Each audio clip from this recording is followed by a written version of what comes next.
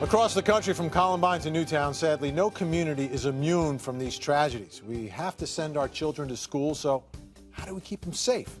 This week, we're taking a closer look at security in our schools. Now, I want you to take a look at this video of this young man. Looks pretty normal, unassuming, but as he reaches into his pocket, he pulls out one gun. Oh, there's two. What else does he have? Oh, another gun, 3. Number 4. Does he have? Oh, that one's big. That's number 5. What's it? 6 guns. We're not done. That's number 7. Gun number 8. Uh-oh. Uh-oh. Gun number 9 with a magazine. Gun number 10. Did you see this one?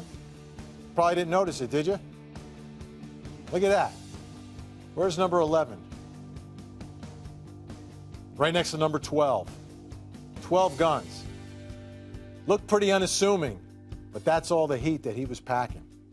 Joining me now is Michael Dorn, Executive Director of Safe Havens International. Michael, great to have you with us. Good to be here, sir. Let's talk about something that schools can do, because it's always budget, money these days. Low tech. Low tech, lots of great things. That demonstration by my son, his actual... That was your son? That's my son. Yeah, his actual record is 193 weapons.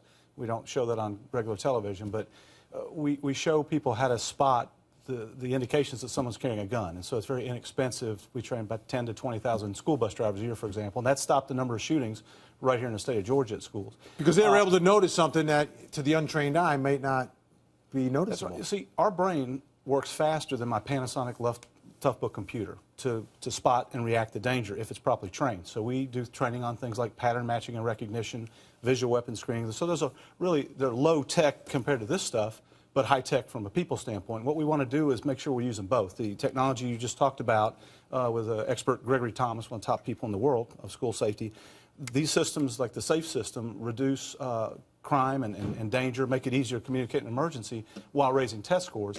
And we want to look for ways to make schools safer and more effective at the same time. And to do that, we use assessment.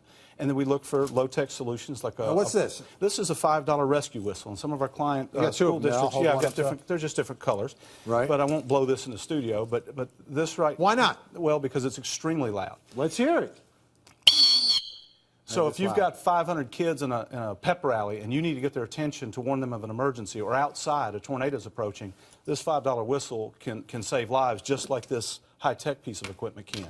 And it all boils down to blending high-tech people with the high-tech equipment that we have today. And never... Well, let's talk about this high-tech system, because this, you know, this intrigued me when I first learned about it. Now, this is something you wear around a teacher will wear around their neck? Yes, sir. And I have no connection with this company. I know the folks that make it. There's several vendors that offer these things, but this really impresses us. As a nonprofit center, we try to point people in the right directions. And this thing is amazing because this has been proven to raise test scores. So it's cost effective. It actually saves school districts money to buy it. It's cheaper to buy this stuff than not to use it. And as a side benefit, you can save lives. If a kid's not breathing in a classroom, if the teacher can hit a button, they hear it in the office, they know what the problem is. The teacher can give CPR or lock a door or take action.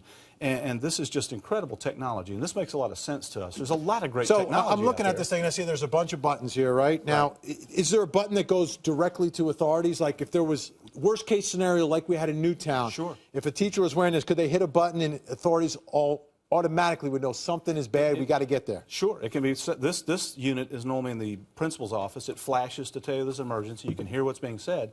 But for school districts like where I worked at Bibb County Public Schools, we had our own police department, 24-hour dispatch.